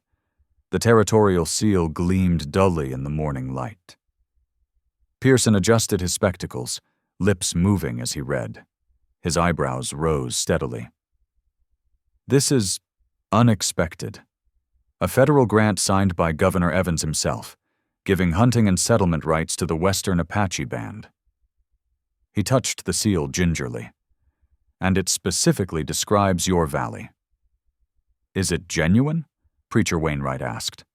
Pearson nodded slowly. "The seal is real enough. I've seen enough territorial documents to know the genuine article." He glanced at Leo. "But this complicates matters considerably. The railroad's already filed intent to claim through eminent domain." "Meaning what exactly?" Leo's voice was quiet. "Meaning this could tie things up in territorial court for months, maybe years." Pearson began making careful copies of the document. "I'd strongly advise getting proper legal counsel, Mr. Creed. The railroad companies don't take kindly to having their plans disrupted." "Just want what's right," Leo said. "That land belongs to my wife's people by law, and I've put 15 years of work into it myself." The preacher clasped his shoulder. "We'll stand with you, Leo. The church board won't take kindly to strong-arm tactics against one of our own." Leo felt a flutter of hope. With the town's support and a legal claim, maybe they could. The door burst open. A boy from the telegraph office stood panting. "Mr. Creed, smoke on your ridge, lots of it. Sheriff sent me to fetch you." Leo's blood ran cold. He snatched up the treaty document, barely hearing Pearson's protests about needing official copies. The preacher was right behind him as he ran for his horse. "I'll round up some men and follow," Wainwright called as Leo swung into the saddle. But Leo was already galloping, spurring his horse harder than he ever had before. Smoke. Smoke meant fire, and fire meant... No, please, God, no. He took the trail at dangerous speed, branches whipping past. As he climbed higher, he could see it, a dark column rising above the trees. His chest tightened with each hoofbeat. Ivy. Where was Ivy? The last bend brought him to hell itself. Flames engulfed the cabin, roaring through the roof he'd just repaired that spring. 3 riders sat their horses nearby, watching with casual interest. One was lighting a cigarette from a burning piece of wood. "Company property now?" the man drawled as Leo reined up hard. "Just clearing the squatters out." "Where is she?" Leo's voice was barely human. "Where's my wife?" One of the riders jerked his thumb towards the woods. "Indian girl lit out when we rode up. Probably halfway to the reservation by now where she belongs." Leo's hand moved toward his gun, but more horses were approaching, soldiers in blue uniforms, led by a lieutenant he recognized from Fort Garland. "Stand down, Creed," the officer called. "We're here under orders to escort any Apache persons to the fort for their own protection. Railroad's filing complaint about armed resistance to legal development." "Legal development?" Leo's laugh was harsh. "I've got a federal treaty right here that says different." He pulled the document from his shirt. "That'll be for the courts to decide." The lieutenant's voice held no emotion. "Meanwhile, any tribal persons need to be under proper supervision. Can't have them interfering with railroad progress." A sob drew Leo's attention to the tree line. Ivy stood there, tears streaming down her face as she watched their home burn. 2 soldiers moved to flank her.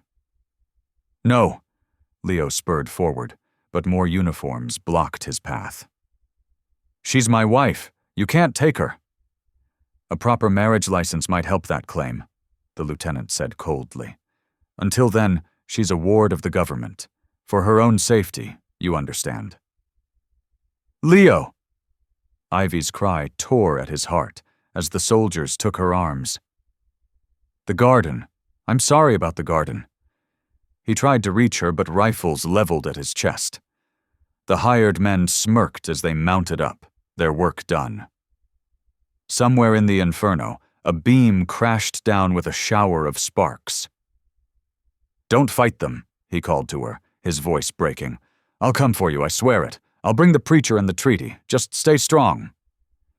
But they were already leading her away, her dark hair disappearing among the blue uniforms. The lieutenant tipped his hat, mockingly. Sorry about your property, Creed. Progress comes at a price sometimes. Leo sat his horse, helpless, as everything he loved vanished into smoke and forest shadows. The treaty patent crumpled in his fist, useless as ash. When hoofbeats announced the preacher and several townsmen arriving, he barely heard them. Wainwright's gentle hand found his shoulder.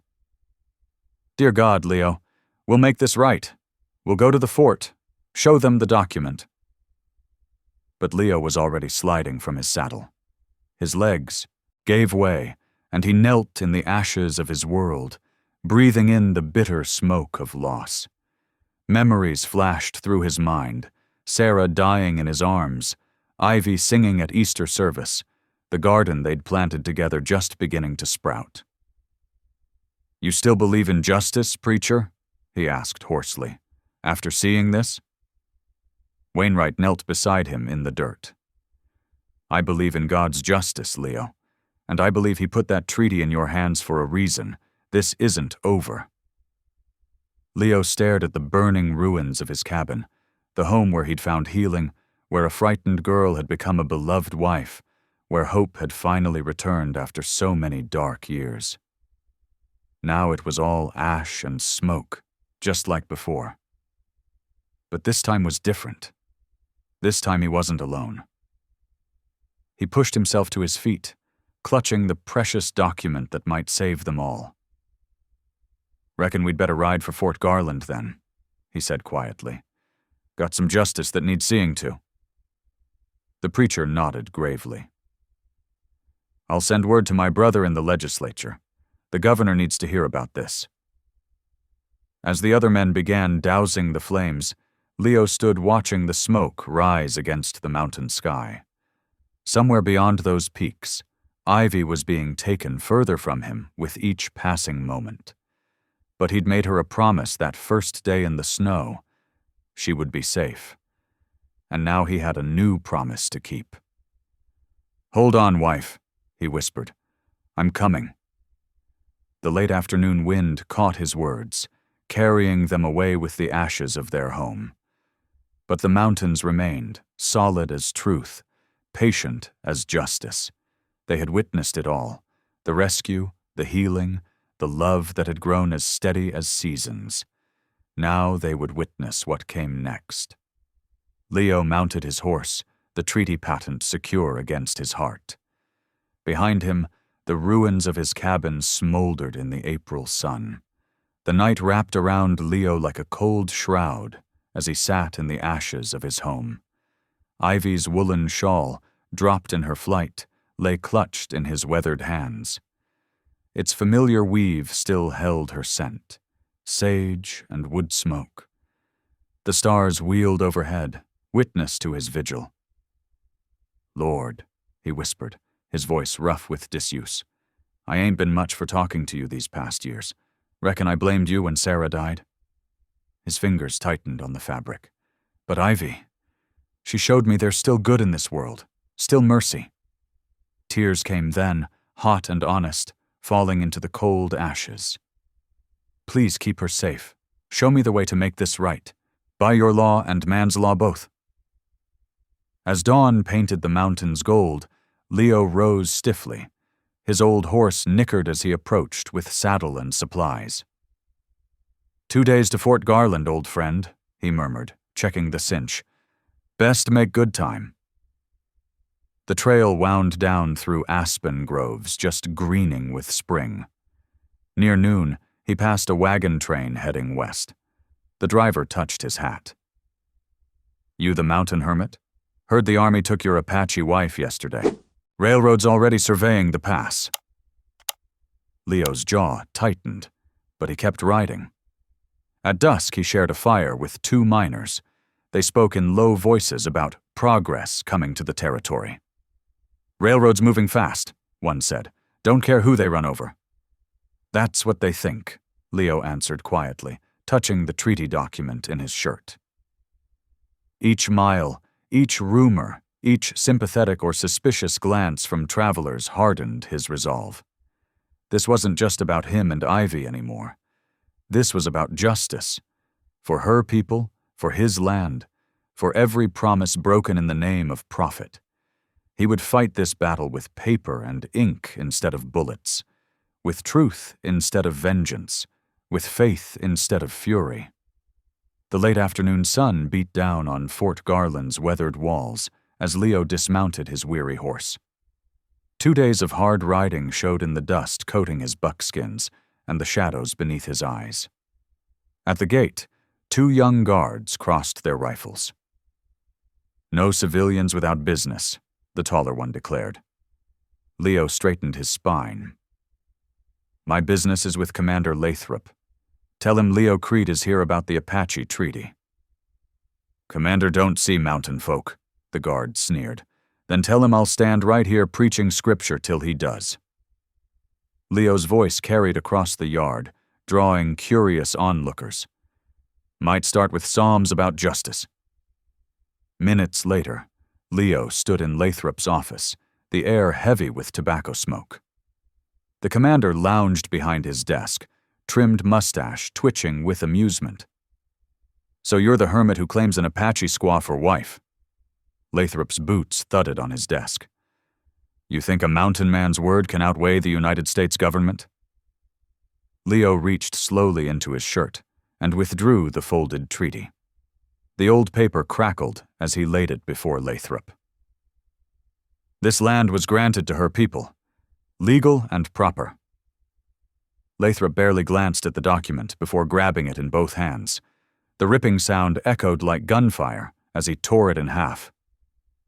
Just paper, he smirked. Progress doesn't bow to ink on old paper. Leo stood unmoved, his voice steady and clear. The earth is the Lord's, and the fullness thereof, the world, and they that dwell therein. Through the open door, townsfolk and soldiers had gathered, drawn by the confrontation. Among them stood Preacher Wainwright, his eyes wide at the commander's actions. The torn treaty lay between the 2 men like a challenge, or a judgment. That was a legal document you just destroyed, Commander, the preacher said quietly. We all witnessed it. Word spread through Fort Garland like wildfire. Townspeople gathered in clusters, their voices rising with indignation at Commander Lathrop's brazen act. Preacher Wainwright and Mrs. Clara, her earlier prejudice forgotten, marched straight to the fort's adjutant's office. The law must stand, Clara insisted, her spine straight as a ramrod, even here on the frontier. The adjutant, a precise man, with wire-rimmed spectacles, spent hours reviewing dusty record books. His finger traced down page after page until he stopped, tapping decisively. Here it is, he announced. The treaty grant signed and sealed. This Apache band's claim is legitimate. Public sentiment turned swiftly against both the railroad company and the commander. Townsfolk who had once whispered about Leo's strange marriage now spoke openly of justice and dignity. Even the soldiers seemed relieved when the fort received orders to release Ivy. She emerged through the heavy wooden gates as the sun touched the mountain peaks. Her dark eyes found Leo immediately. He crossed the parade ground in long strides, gathering her into his arms before everyone. Ivy pressed her face against his shoulder, whispering Apache words of gratitude. Around them, the watching crowd broke into scattered applause. Mrs. Wainwright dabbed at her eyes with a handkerchief, while the preacher smiled broadly. Spring touched Devil's Basin with tender fingers, painting the slopes in soft greens and wild violet. Leo and Ivy stood where their cabin had burned, but this time they weren't alone. A dozen townspeople and 4 soldiers from Fort Garland worked alongside them, raising new walls from fresh-cut timber. "Reckon this'll stand against anything," said Private Matthews, helping Leo notch a corner beam. The sound of hammers echoed through the valley like a heartbeat. Ivy worked with Mrs. Wainwright, weaving sage and sweetgrass between the logs for insulation. She spoke softly to the preacher's children about the healing plants that grew wild in the shadowed draws. "This one," she explained, holding up a sprig of yarrow, "helps stop bleeding." When the last beam settled into place, Leo and Ivy together tied an eagle feather to the cross of white aspen wood that crowned their home. It caught the wind, dancing against the deepening sky. As dusk painted the mountains purple, their helpers departed with warm handshakes and promises to visit. Leo and Ivy sat on their new porch, their prayers mixing in 2 languages but speaking one gratitude. The valley held their voices gently, like a mother cradling her children. Summer draped Devil's Basin in golden light, warming the fresh-hewn logs of the rebuilt cabin. Morning dew sparkled on Ivy's garden, where corn and squash stretched toward the sun. Leo sat mending a trap on the porch when dust rose from the valley trail. A wagon approached, driven by Preacher Wainwright. In the back, 6 children huddled together, their small faces a blend of 2 worlds, some with dark Apache eyes, others fair-haired, but all bearing the same look of loss. Leo's hand stilled on his work as the wagon creaked to a stop. Ivy emerged from the cabin, wiping flour from her apron. Her eyes softened at the sight of the children, who watched her with cautious hope. The youngest couldn't have been more than 5 years old, clutching a worn rag doll. "The orphanage at the Poor reservation is overflowing," the preacher explained, helping the children down. "When Ivy wrote asking to take some in," he smiled gently. "Well, the good Lord provides." Leo stood frozen on the porch, memories of his lost family threatening to overwhelm him. But Ivy moved forward with grace, kneeling in the dust before the children. She spoke soft words in Apache to the darker-skinned ones, then English to the others, bridging the gap with her gentle smile. "Welcome home, little ones," she said, opening her arms. The youngest girl buried her face in Ivy's shoulder, while the others crowded close, drawn to her warmth like moths to lamplight. Leo watched, his heart pounding against his ribs. This wasn't what he'd planned. The mountain had been his refuge, his lonely fortress. But Ivy rose, holding the smallest child, and turned to him with eyes full of quiet strength. "You saved me once," she said softly. "Now we'll save others." Something broke loose in Leo's chest, like spring ice cracking on the river. He stepped down from the porch, knelt beside a boy who stood apart from the rest, and said gruffly, "Reckon you'll want to see where the fishing's good." The boy's face lit up, and soon the other children gathered around, asking questions about the mountain, the garden, the rabbit hutch Ivy had built. Their voices rose like bird song in the morning air. As evening painted the peaks purple, Leo lit the brass lamp in the cabin's window.